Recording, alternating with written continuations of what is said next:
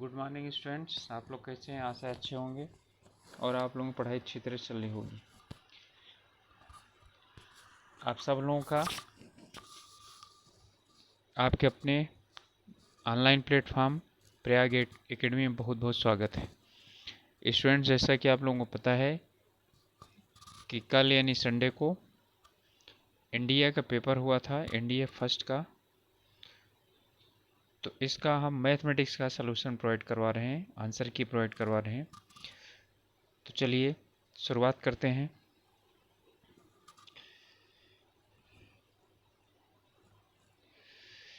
इसमें first question है, इसमें P not equal to Q not equal to R। तो इन दोनों का आपको सम बताना है। ठीक है, तो इनका दोनों का जो सम होगा वो हमेशा क्या होगा? ऋणात्मक होगा। इसके बाद if a minus b b minus c c minus A equal to 2 और A B c equal to 6, ठीक है, तो इसका सलूशन क्या होगा? तो इसका होगा 12। सलूशन अभी हम प्रोवाइड नहीं करवा रहे हैं, हम सिर्फ और सिर्फ आंसर की प्रोवाइड करवा रहे हैं। सलूशन यदि आप लोग बोलेंगे तो सलूशन भी इसका प्रोवाइड करवा देंगे। इनमें जो सारणिक है आपका वो दिया हुआ है बी सी ए सी और ए बी, ये शून्य है। किन प्रतिबंधों के अधीन शून्य है? यहाँ पर लिखा हुआ है कि a plus b plus c equal to 0, a cube plus b cube plus c cube equal to 3abc, a square b square c square minus a b minus b c minus c A equal to 0।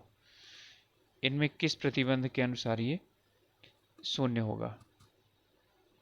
तो इसमें ये तीनों प्रतिबंधों में शून्य होगी इसकी value. अगला है अवयव जो दिया गया है, इसमें a और b दिया है और c दिया हुआ है। इनमें संबंध C A equal to C B, A C equal to B C, C A plus B, C A plus C B. इनमें से कैसा कह रहा है कि कौन सा सही है? तो इनमें से कौन सा सही है? दूसरा और तीसरा, यानी कि ये और ये सही है, बाकी और आपके गलत है। अगला प्रश्न है प्रश्न नंबर 5।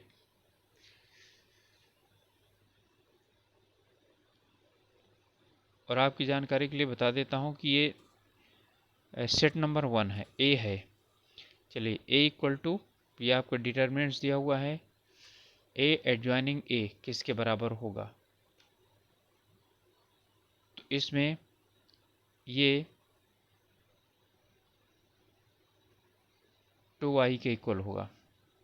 के किस मान के लिए अवयव इसका अव्युत्क्रमणीय है? तो इसका मान किसके लिए अव्युत्क्रमणीय है?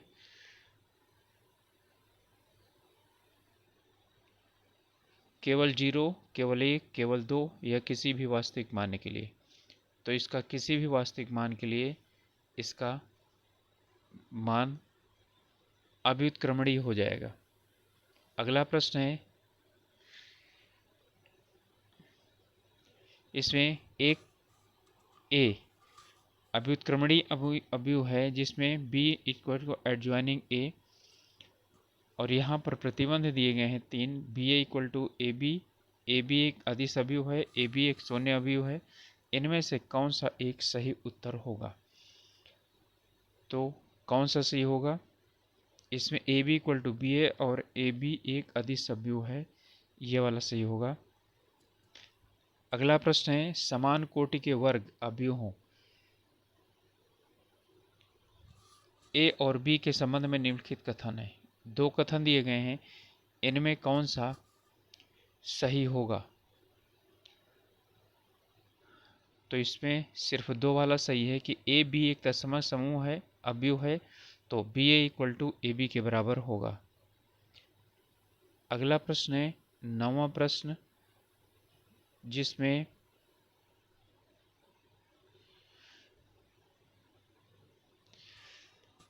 ए कोटि 3 का एक तत्सम अवयव है, बी इसका परिवर्त है। तो अभी C equal to A plus B का सारणिक मान क्या होगा? तो इसका जो सारणिक डिटरमिनेंट जो वैल्यू है उसकी 8 होगी। ए और बी समान कोटि के व्युत्क्रमणीय अवयव हैं। A B equal to B A B equal to A और B A equal to B है, तो निम्नलिखित में से कौन सा एक सही होगा? तो A square equal to A B square equal to A square B, इनमें से कौन सा सही होगा? तो हमारे जो उत्तर हैं उनमें केवल दो, एक दो दोनों, न एक और न ही दो। तो इसमें ये दोनों कथन क्या है? सही है। 11वां है 1 + 2/x⁹ 1 - 2/x⁹ के प्रसार में कितने पद होंगे? इसमें पदों की संख्या बतानी है। ठीक है, तो इसमें पदों की संख्या 10 होगी। अगला प्रश्न है x + y⁻10 प्रसार का निम्नलिखित में से कथनों पर विचार कीजिए। इसमें है पदों के सभी गुणांकों में से छठवें पद गुणांक का मान अधिकतम है, 9वें पद का गुणांक बराबर है, तीसरे और 9वें का गुणांक बराबर है। इनमें से बताना है कि कौन सा सही होगा। तो इसमें दोनों सही होंगे। अगला दिया हुआ है C 3n 2n equal to C 3n 2n - 7 है, तो Cn n - 5 का मान किसके बराबर हो जाएगा? तो इसका मान हो जाएगा 28 के। इसके बाद ये यानी कि दिया हुआ है आपका पूरा समीकरण, और इनमें इसका जो मान पूछ रहा है वो ये पूछ रहा है कि कितना होगा।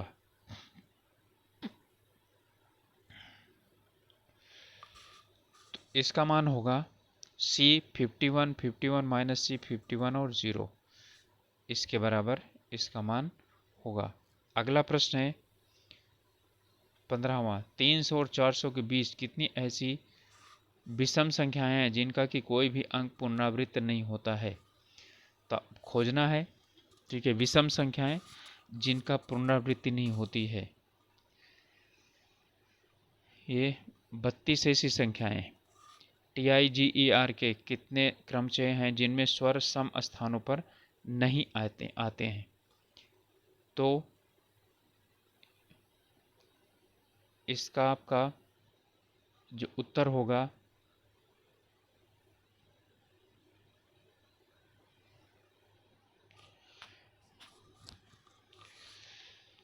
72, 36, 18 और 12। तो इसका आंसर हो जाएगा 36। अल्फा और बीटा दिए गए हैं, समीकरण इसके मूल है। तो इसमें दिया हुआ है तो m + n का मान कितना होगा?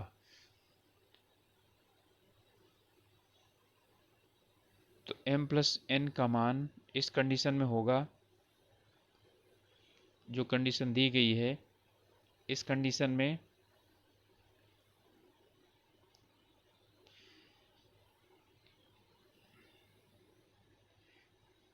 इसका मान d हो जाएगा pq + qq - 3pq। Alpha beta समीकरण इसके मूल हैं। वह कौन सा द्विघात समीकरण है जिसके अल्फा ए और बी क्या होंगे? मूल होंगे। तो इसमें x² - अल्फा x और बीटा और इसके ये मूल होंगे a और b। अगला समीकरण है कि इसमें दिया गया है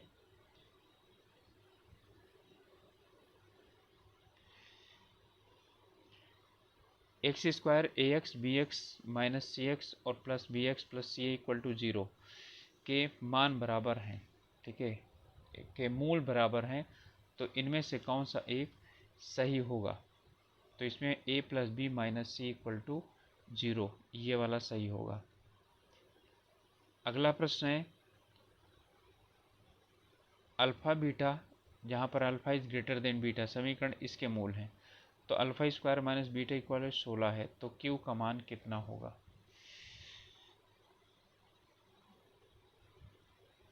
इसमें इसका मान 15 होगा।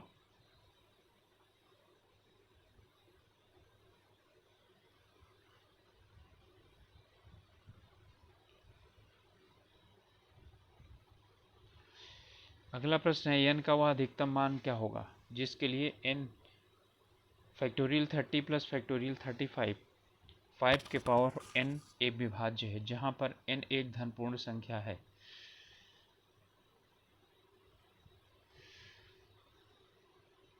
तो यहाँ पर इसका मान n का मान 7 होगा।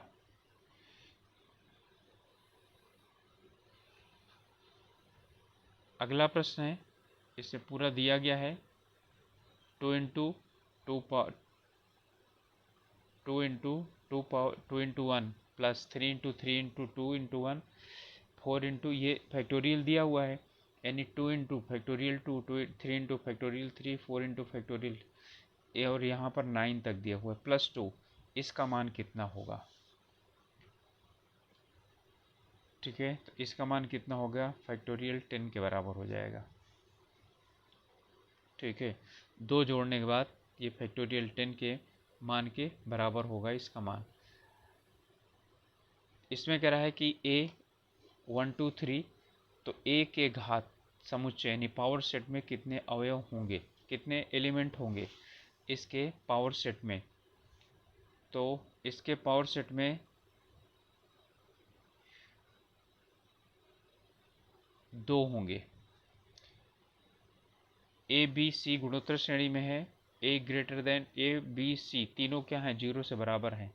तो इनमें कह रहा है कि ए square b square c square गुणोत्तर श्रेणी में है, 1/a 1/b 1/c गुणोत्तर श्रेणी होंगे, रूट ए रूट बी रूट सी भी जीपी में होंगे। इनमें कौन सा उत्तर सही होगा इसका चयन करना है। तो इनमें कौन सा उत्तर सही होगा? 1 2 2 3 1 3 और 1 2 3 तीनों सही होंगे। ठीक है, तो कौन सा सही होगा? ये तीनों सही होंगे। a+b/2 बी और b+c/2 HP में है, तो इनमें से कौन सा एक सही है? तो इसमें कौन सा सही है ये बताना है।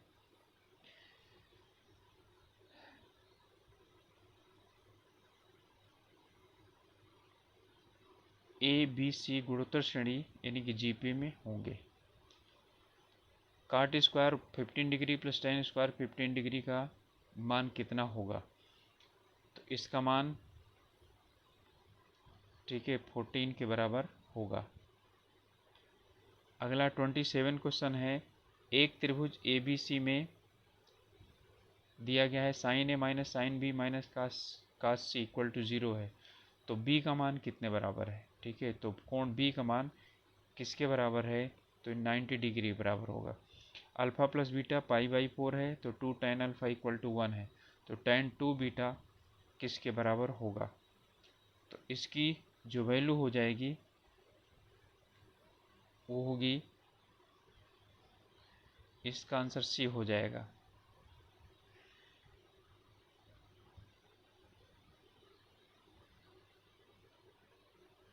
थ्री बाई 4 के बराबर हो जाएगा।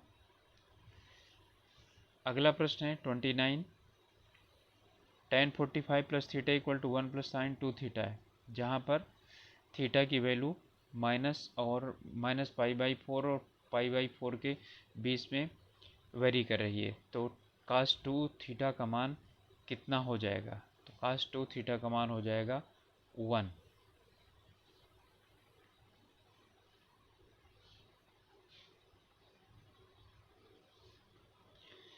Sign 2 theta equal to cos 3 theta, तब 1 प्लस 4 साइन थीटा का मान क्या होगा? दिया हुआ है साइन 18 इक्वल टू √5 माइनस 1 और बाई 4 इतना दिया हुआ है, तो इसका मान हो जाएगा √-5।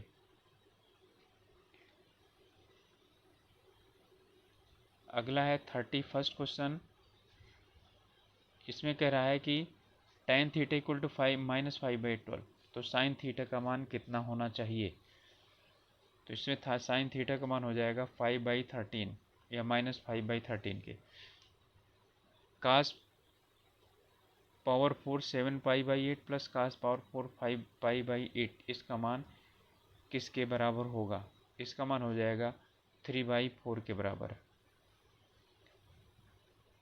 अगला प्रश्न है sine square pi by theta minus sine square pi minus theta, इसका मान किसके बराबर होगा? तो ये साइन 2 थीटा के बराबर होगा। कि इसमें हाइट एंड डिस्टेंस का दिया हुआ है, कह रहा है इसमें एक व्यक्ति खड़ा हुआ है, उसके ऊपर एक ऊर्ध्वाधर टावर यानी टावर खड़ा है, उसके ऊपर h ऊंचाई के एक ध्वज लहरा रहा है यानी झंडा, और समतल के किसी बिंदु पर दंड का और शीर्ष का दोनों के कोण क्या है? 2 थीटा और 2 थीटा है। तो यहाँ पर हो गया, यहाँ पर बिंदु है, इस बिंदु से ये झंडा है यहाँ का और यहाँ का, ठीक है, ये थीटा है और ये 2 थीटा है। तो ये टावर की इसकी हाइट पूछ रहा है, सॉरी इसकी हाइट h ले लीजिए, कैपिटल एच, क्योंकि इसकी हाइट h दिया हुआ है। तो जो इसकी हाइट हो जाएगी वो h cos 2 थीटा हो जाएगी। अगला प्रश्न है, इसमें कह रहा है जब सूरज का उन्नयन कोण 60 डिग्री थीटा से जो है यानी कि पहुँचता है तो टावर की छाया x मीटर लंबी हो जाती है। यदि टावर की ऊंचाई √3x मीटर हो तो निम्नलिखित में से कौन सा सही हो सकता है? ठीक है, तो इसमें होगा कि थीटा जो है 30 और 45 के किस में होगा? बीच में होगा, क्योंकि √3 की बात कर रहा है। अगला क्वेश्चन है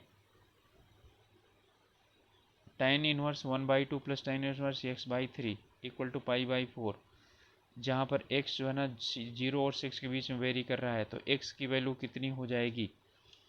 x की वैल्यू जो है यहाँ पर 1 हो जाएगी।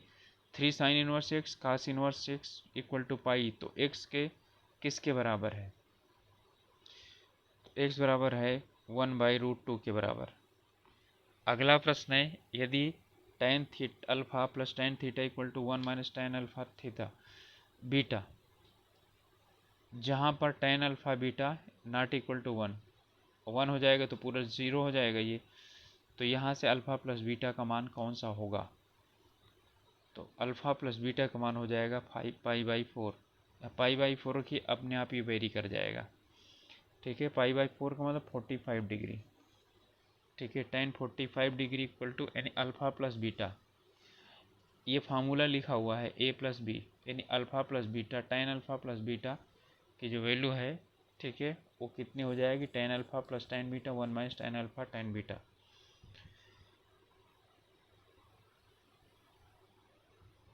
39 क्वेश्चन है 1 plus tan theta into 1 plus tan 9 theta equal to 0, वो 2 है, तो इसमें tan 10 थीटा का मान कितना हो जाएगा? तो इसका मान हो जाएगा 1 के बराबर।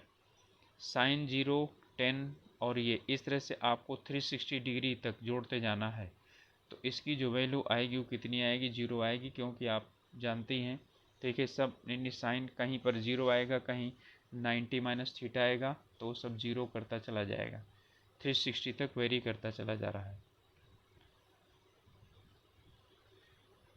चलिए अगला प्रश्न है 41वां, ए समुच्चय ये है, इसके सभी उस समुच्चय पर विचार करना है, उनमें से कितने समुच्चय 4 के अधिसमुच्चय होंगे? तो इसमें 7 समुच्चय ऐसे होंगे जो कि 4 के अधिसमुच्चय होंगे। 2 समुच्चय ए और बी के संबंध में इतना दिया हुआ, a union b, a intersection b, ठीक है, इसमें ये अथवा ये या अथवा ये, इनमें से कौन सा सही? एक सही है, दो सही है, दोनों सही है, तो दोनों में से कोई सा भी सही नहीं है, ठीक है। तो इसमें से क्या चीज़ है? ना तो एक ना तो दो, दोनों गलत हैं। इसके बाद अगला है अतिरिक्त समुच्चय ए और बी के संबंध में a union b equal to a intersection b और केवल ए इक्वल टू बी, और यदि, ठीक है, ए और बी की जो वैल्यू है वो क्या है? फाई के बराबर है, A minus A equal to B, तो इनमें से कौन सा सही है? तो इसमें से ए और बी दोनों सही है, यानी कि पहला और दूसरा दोनों सही है। एक्स स्क्वायर माइनस 5xy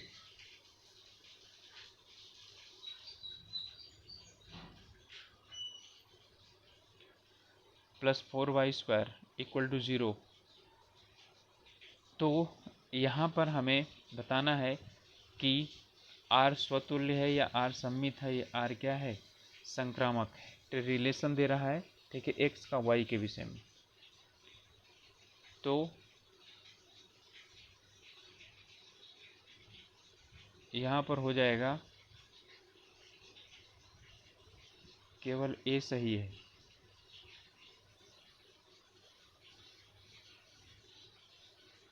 अगला है किसी समुच्चय ए में बी का आर इस प्रकार से संबंधित है।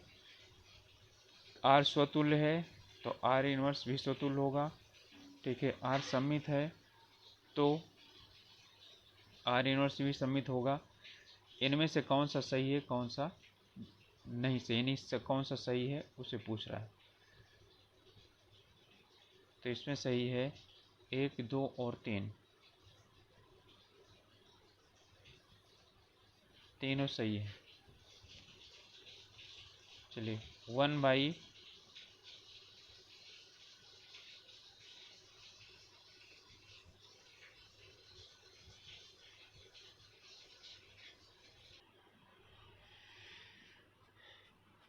One by one plus iota मुख्य कोणांक है, जहाँ पर आयोटा इक्वल टू -1 है। तो यहाँ पर जो है ना आपको मुख्य कोणांक बताना है। तो मुख्य कोणांक के लिए इसमें इनमें से कौन सी वैल्यू होगी, -π/4 पर ये मुख्य कोणांक हो जाएगा। -√3/2 -1/2 पावर 200 है, इसका मॉड्यूलस कितना होगा, ठीक है। तो इसका मॉड्यूलस कितना हो जाएगा, 1 हो जाएगा।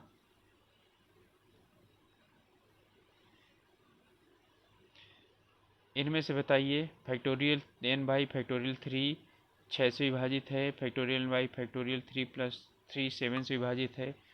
जब n 3 से ज़्यादा है तो इनमें से कौन सा सही होगा, तो इनमें से दोनों गलत हैं, कोई सा भी सही नहीं होगा। 9 खिलाड़ियों और 5 खिलाड़ियों की एक टीम में कितने तरीके से क्या कह सकते हैं, चुनी जा सकती है। 2 विशेष खिलाड़ी टीम से बाहर रखे जा सकते हों, तो उस कंडीशन में कितना हो जाएगा, 21 प्रकार से ये चुने जा सकते हैं।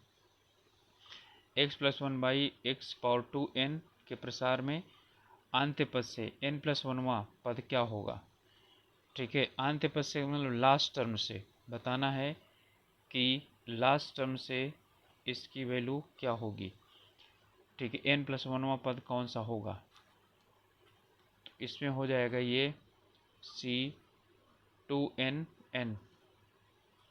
सॉरी हाँ यही होगा। चलिए समांतर श्रेणी के 9 पदों का योग, पहले 9 पदों का योग इसके प्रथम 11 पदों के योगफल के बराबर है। तो इसके प्रथम 20 पदों का योगफल कितने के बराबर होगा, ठीक है। तो कितने के बराबर होगा, इसके 20 पदों का योग जो है वो 0 के बराबर होगा। इसमें है AP का 5वां पद 1/10 और 10वां पद 1/5 है।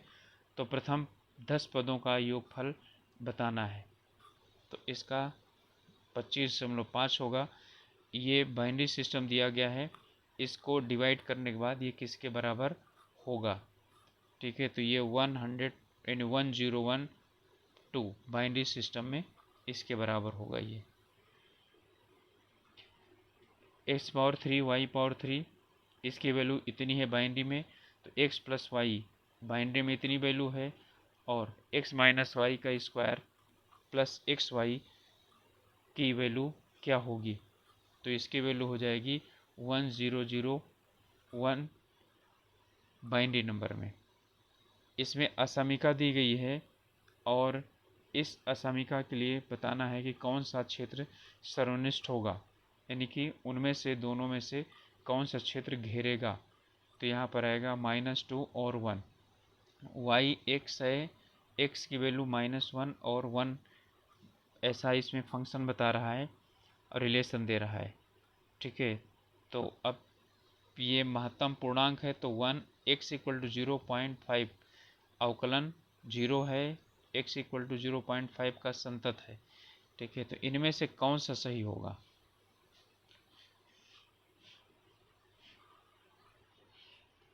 इनमें से दोनों सही होंगे।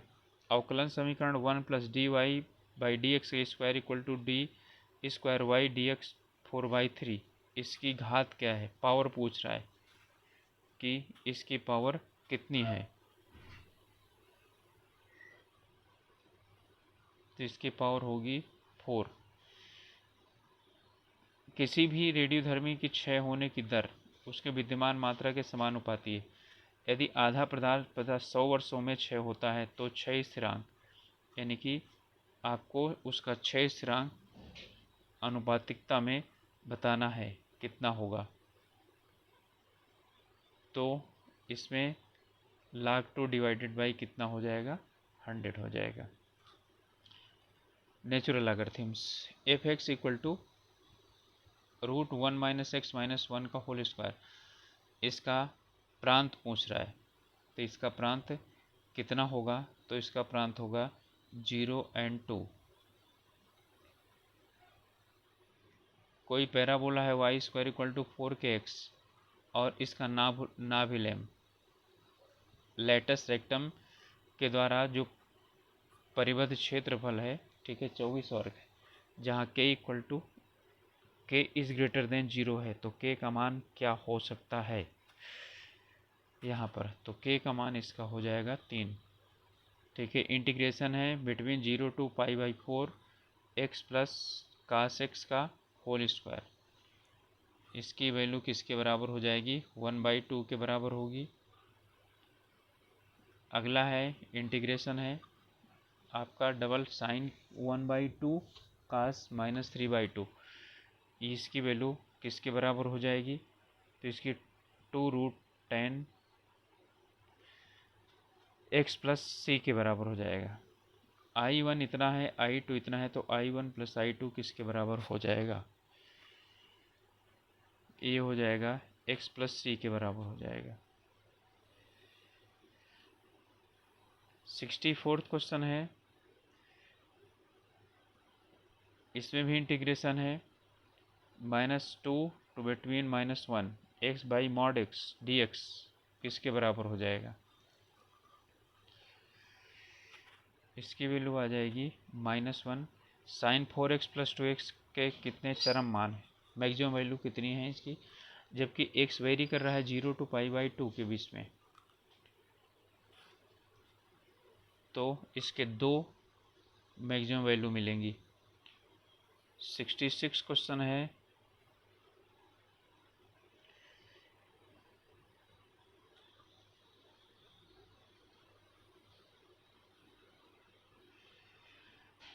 F x equal to 1/10x plus cot x, इसका मैक्सिमम वैल्यू क्या होगी? x जो है ना 0 और π/2 के बीच में वेरी कर रहा है, इसकी वैल्यू आ जाएगी 1/2। 4f(x minus f 1/x x 2x plus 1/x 2x minus 1/x ये है। तो f2 की वैल्यू कितनी की बराबर हो जाएगी? तो f2 की वैल्यू 4 के बराबर होगी। अगला प्रश्न है f x equal to 4x plus 3, तो एफ -1 किसके बराबर हो जाएगा? -1 के बराबर हो जाएगा। x power y power x equal to 1 है, तो 1 पर x dy by d x किसके बराबर हो जाएगा? ये हो जाएगा -1 के। अगला क्वेश्चन है 70वां, y equal to x power x equal to 1, तो dy बाई डी एक्स की वैल्यू कितनी हो जाएगी? तो इसकी वैल्यू हो जाएगी 1। y इक्वल टू x 1 और ये x वेरी करता है -3 और -4 के बीच में। यहाँ पर इसकी महत्तम वैल्यू दी गई है, तो y का अवकलज कितना होगा? तो इसका अवकलज जो आ जाएगा वो 0 आ जाएगा। अगला क्वेश्चन है dy by d x natural logarithm 5y और y0 equal to natural logarithm 5, तो y1 की वैल्यू कितनी हो जाएगी? तो y1 की वैल्यू हो जाएगी 5 natural logarithm 5। F x equal to 10 power x के संबंध में निम्नलिखित में विचार करना है। अब इनमें बताना है कि कौन सा सही है। तो इसमें कौन सा सही है? इसमें तीनों सही हैं। Limit x tending to 0 x की power 3 cosec x whole square, ये इसकी वैल्यू किसके बराबर है? तो इसकी वैल्यू 0 के बराबर है। 75 क्वेश्चन लिमिट 1 पर टेंड कर रही है, x cube minus 1 root divided by root x minus 1, इसकी वैल्यू बतानी है। तो इसकी वैल्यू कितनी हो जाएगी? 6 आ जाएगी। अगला है 76 question f x equal to x cube by 3 minus 7x square by 2 plus 6x plus 5, इसका ह्रास मान कितना है? तो इसका ह्रास मान 1 और 6 पर होगा।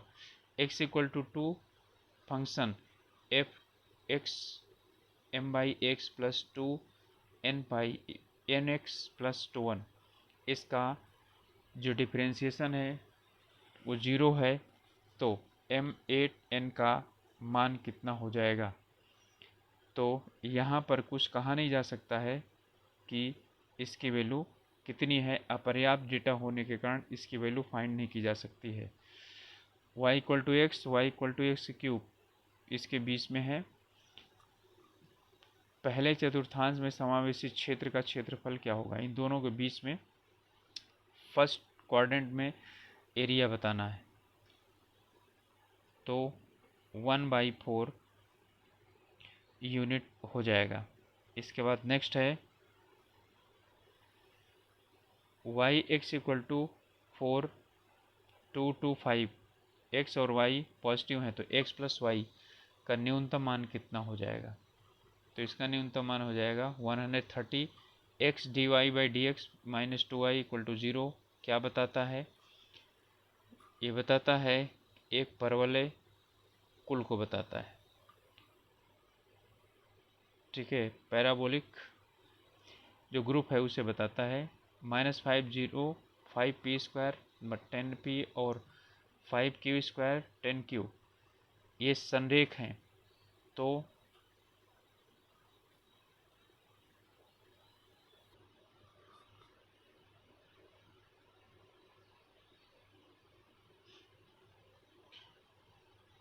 PQ का मान क्या होगा? तो इसका PQ का मान कितना हो जाएगा?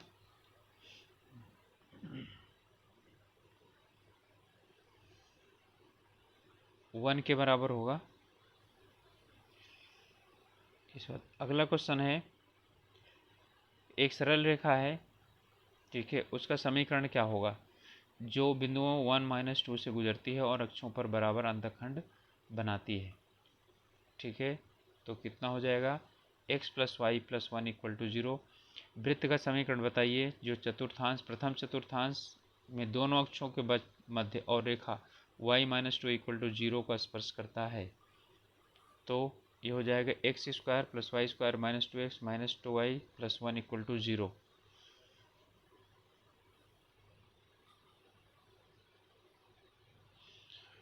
नाभि -2 0 नियता x-3 इक्वल टू 0 वाले परवलय का समीकरण क्या होगा? तो इसका समीकरण है y² minus 12x x² plus 2y² plus 1 equal to 1 की नाभियों के बीच की दूरियां कितनी हैं? तो इनके बीच की दूरी है √2।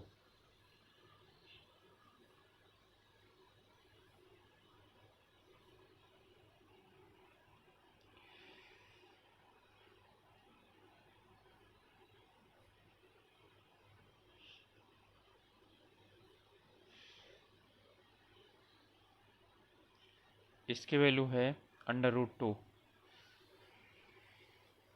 अगला है, मान लीजिए कि त्रिभुज एबीसी की भुजाओं बी सी सी ए और ए बी की लंबाइयाँ ए बी सी हैं और पी त्रिभुज का परिमाप है और क्यू क्षेत्रफल है। तो इनमें से ये P minus 2a tan a/2 किसके बराबर होगा? 4q के बराबर होगा। एक सरल रेखा x plus 2y plus 2 equal to 0 है। 2x minus 3y minus 3 equal to 0 के प्रतिच्छेद बिंदु से गुजरती है। चतुर्थांश में बराबर अंताखंड बनाती है। तो निरपेक्ष मानों का योगफल कितना होगा? इसका मान होगा 2।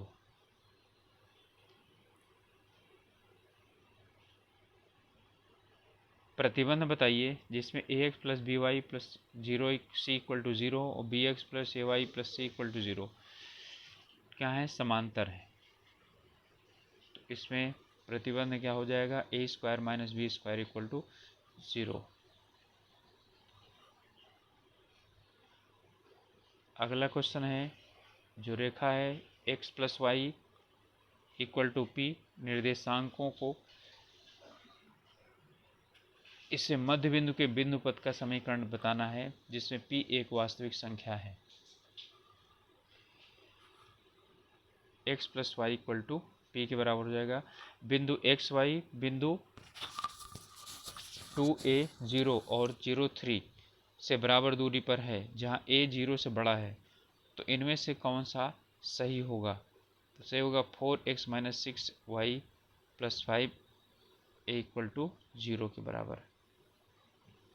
अब अगले जो 3 प्रश्न दिए गए हैं वो इस पर आधारित हैं। समतल 6x ky और 3z माइनस 12 इक्वल टू 0। इसमें ए बी सी पर काटते हैं निर्देशांकों को। मूल बिंदु ए बी सी से गुजरने वाले गोले का समीकरण एक्स स्क्वायर वाई स्क्वायर एक z square minus 2x minus 3y minus 4z equal to 0 है। तो पहला है क्वेश्चन कह रहा है कि k का मान क्या होगा? तो यहाँ पर k का मान होगा 4।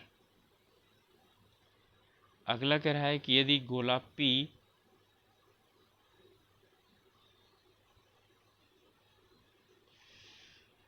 केंद्र के समतल पर लंबवत हो तो निम्नलिखित में से कौन सा सही होगा? तो इसमें होगा P जो है वो 0.5 और 1 के बीच में होगा। मूल बिंदु में गोले के केंद्र से गुजरने वाली रेखा का समीकरण क्या होगा? तो इसका हो जाएगा 6x equal to 4y equal to 3z। अगला है, अगले 2 प्रश्न हैं उनके लिए ये निर्धारित किया गया है कि जो बिंदु हैं 2x बाई के plus 2y by 3 plus z by 3 equal to 0 बिंदु 2 3 माइनस 6 से गुजरता है। तो 94th क्वेश्चन है, कह रहा है कि किसी अभिलिंग के दिक् अनुपात क्या होंगे? तो इसके दिक् अनुपात होंगे लेस देन 3 तो 1 और यानी कि 1 से 3 और 2 और 1 के बीच में होंगे। इसमें कह रहा है कि यदि इस समतल पर निर्देशांक अक्षों पर बनाए गए अंतःखंड क्रमशः पी क्यू आर हैं, p plus q plus r, इसकी वैल्यू कितनी होगी? तो इसकी वैल्यू हो जाएगी 11। अगला प्रश्न है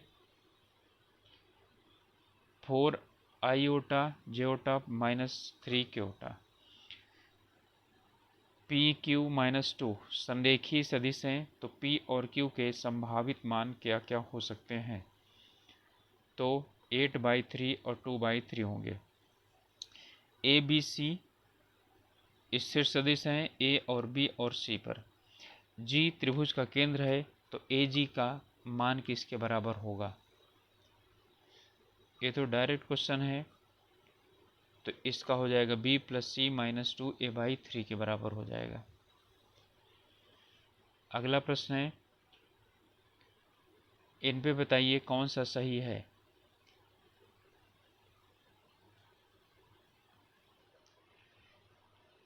अदिश गुणन सदिश गुणन योगफल पर यानी बंटन निर्धारित करता है। सदिश गुणन सदिश योगफल बंटन निर्धारित करता है, सदिश का सदिश गुणनफल सहचरी होता है।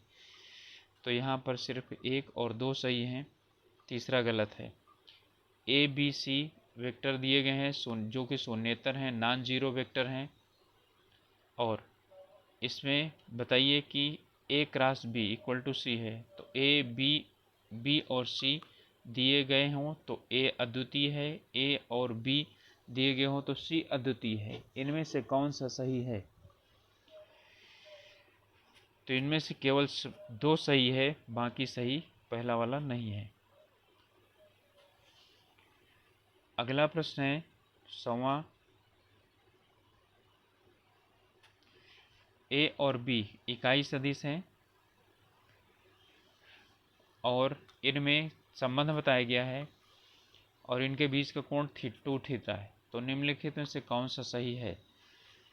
तो यहाँ जो साइन जो वेरी करेगा -1 से 1 के बीच में, 1 2 3 4 5 में से 2 अंक यादृच्छिक रूप से चुने जाते हैं, उन्हें एक दूसरे से गुणा किया जाता है। इस बात की क्या प्रायिकता है कि इस गुणन का अंतिम अंक 0 आए? तो 0 आने की 1/10। पहले पूरा निकालेंगे, फिर देखें कितनी बार आता है 0 आ सकता है, फिर उसके बाद तब बताएंगे। एक प्रयोग में प्राप्त डाटा अनुरूप आवृत्ति वक्र एकल बहुलकी मानते हुए दाईं ओर से विषम है। वक्र का निष्कर्ष निकाला जा सकता है कि वो किस प्रकार से होगा। तो इसमें है बहुलक माध्यिका से बड़ा होगा और माध्यिका माध्य से बड़ी होगी। 5 धनात्मक प्रेक्षणों का प्रसरण 3.6 है। यदि इन प्रेक्षणों में से 4 प्रेक्षण 2, 2, 4 और 5 हैं, तो शेष का मतलब 5वां कौन सा होगा? तो इसमें 5वां हो जाएगा 7। अगला क्वेश्चन है, एक समानांतर श्रेणी AP दी गई, 50 पदों का समांतर माध्य क्या होगा यदि उसके प्रथम पद 4 और उसका सारो अंतर 4 है? तो इसका होगा D। ये दिया गया है, इसका माध्य विचलन जो है ना, माध्य विचलन गुणांक पूछा गया है। तो इनका जो माध्य विचलन गुणांक होगा 0.22 होगा। अगला है 3 प्रश्न इन्हीं पर आधारित हैं। 100 में से आंके गए मानों में समुच्चय में x1 x2 xn तक विचरणों पर बीजगणितीय योग -20 है और 92 में से आंके गए इन्हीं मानों में समुच्चय के विचरणों का बीजगणितीय योग 140 है। तो मानों का माध्य क्या होगा? तो मानों का माध्य 99 होगा। 99 में से आंके गए इन्हीं मानों के समुच्चय के विचरणों का बीजगणितीय योग कितना होगा? तो बीजगणितीय योग 0 होगा। y में से आंके गए इन्हीं मानों में समुच्चय के विचलनों का बीजगणितीय योग 180 है। तो y का मान कितना होगा? तो y का मान हो जाएगा 90। अगले 3 प्रश्न भी वही हैं। एक कक्षा में 51 छात्रों द्वारा प्राप्तांक समांतर श्रेणी में, जिनमें प्रथम पद 4 है, सर्वांतर 3 है। तो बताना है कि प्राप्तांकों का माध्य क्या है। तो इसका माध्य हो जाएगा 79। प्राप्तांकों की माध्यिका कितनी है? माध्यिका हो जाएगी 79। माध्यिका में से आंके गए विचलनों का योगफल कितना होगा? तो वो होगा 0 होगा। आगे दिया गया है कि जो आगे 3 प्रश्न हैं वो इन्हीं पर आधारित हैं।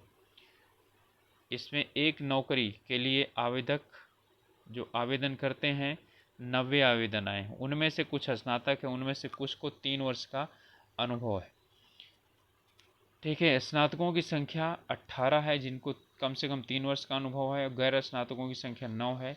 यहाँ पर है 3 वर्ष से कम अनुभव वाले 36 हैं स्नातक और गैर स्नातक 27 हैं।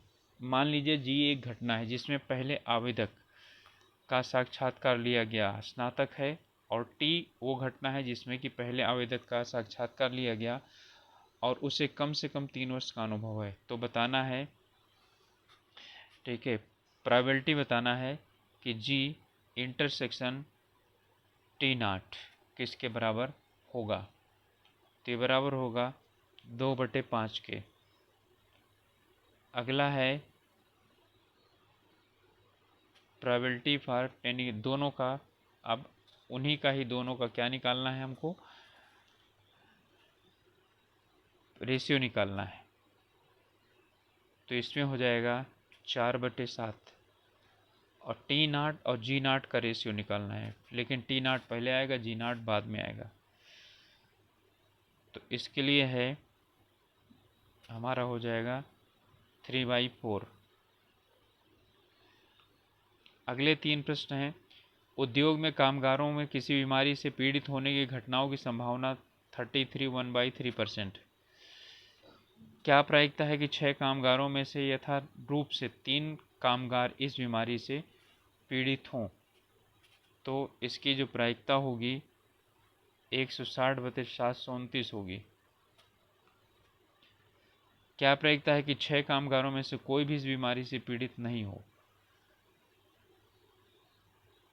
तो 64/729 होगा। इस बात की क्या प्रायिकता है कि 6 कामगारों में से कम 1 कामगार इस बीमारी से अवश्य रूप से पीड़ित हो? तो 665/729।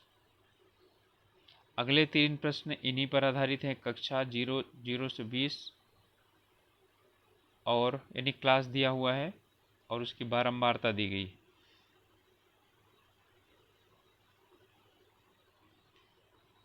इसका बारंबारता का वर्गंतराल 20 है, माध्य जो है माध्य 50 है।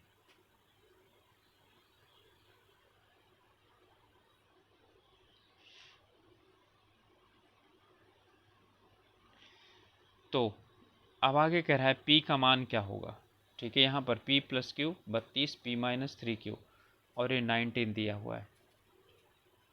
तो यहाँ पर P का मान हो जाएगा 27, Q का मान क्या होगा, तो Q का मान हो जाएगा 1।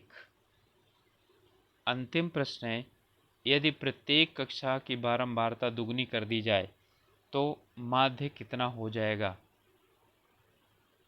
प्रत्येक कक्षा है यानी कि हर एक जो क्लास है ना, उसकी जो क्लास दिया गया है उस क्लास का जो फ्रीक्वेंसी है वो डबल कर दी जाए तो माध्य कितना हो जाएगा। तो माध्य हो जाएगा 50 ही रहेगा, कोई फर्क नहीं पड़ेगा। ठीक है स्टूडेंट, तो ये आज का एनडीए का प्रश्न पत्र का हल था मैथमेटिक्स का, और गेट का जीएटी जनरल एप्टीट्यूड टेस्ट का, ठीक है, शीघ्र ही मैं उसे अपलोड करूँगा। ओके, आप लोग अपनी पढ़ाई कीजिए और यदि अभी तक सब्सक्राइब नहीं किया है चैनल को ज़रूर सब्सक्राइब कीजिए। साथ ही साथ अपने ग्रुप में ज़रूर शेयर कीजिए जिससे कि जो पढ़ाई करना चाहते हैं हम लोगों के साथ मिलकर पढ़ाई करें। ओके, मिलते हैं अगले वीडियो में, तब तक के लिए ऑल द बेस्ट।